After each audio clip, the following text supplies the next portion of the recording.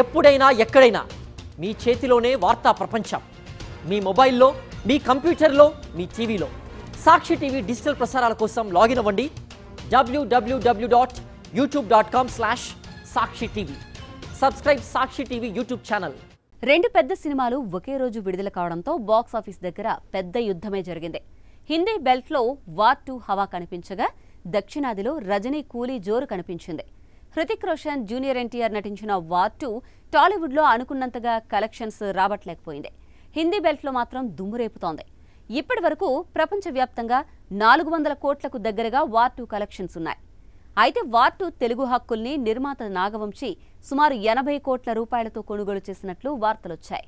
టాలీవుడ్లో అనుకున్నంతగా war 2 collections రాకపోవడంతో యశ్రాజ్ ఫిల్మ్స్ కొంత రిటర్న్ ఇచ్చేందుకు సిద్ధమైనట్లు వార్తలొస్తున్నాయి. టాలీవుడ్లో సితారా ఎంటర్టైన్మెంట్స్ బ్యానర్ పై వార్ 2ను నిర్మాత నాగవంశీ విడుదల చేశారు. సుమారు 80 కోట్లకు కొనుగోలు చేసిన ఆయన సులువుగా 100 కోట్లకు పైగానే రాబడుతుందని అంచనా వేశారు. కానీ ఈ సినిమా విడుదలైన మొదటి రోజు నుంచే కొందరు కావాలనే ట్రోలింగ్ చేయడం ప్రారంభించారు. ముఖ్యంగా ఏపీలో తెలుగుదేశం క్యాడర్ జూనియర్ ఎన్టీఆర్ సినిమాకు మద్దతు ఇవ్వలేదు. వారు కూలీ సినిమా చూడాలని పెద్ద ఎత్తున సోషల్ మీడియాలో సూచించారు. అదే సమయంలో వార్ 2 పై తీవ్రమైన ట్రోలింగ్ కు దిగారు. దీంతో బాక్సాఫీస్ వద్ద కలెక్షన్స్ పై ప్రభావం పడింది. బాలీవుడ్ నిర్మాణ సంస్థ యశ్రాజ్ ఫిల్మ్స్ చాలా ప్రొఫెషనల్ గానే డీల్ సెట్ చేసుకుంటుంది.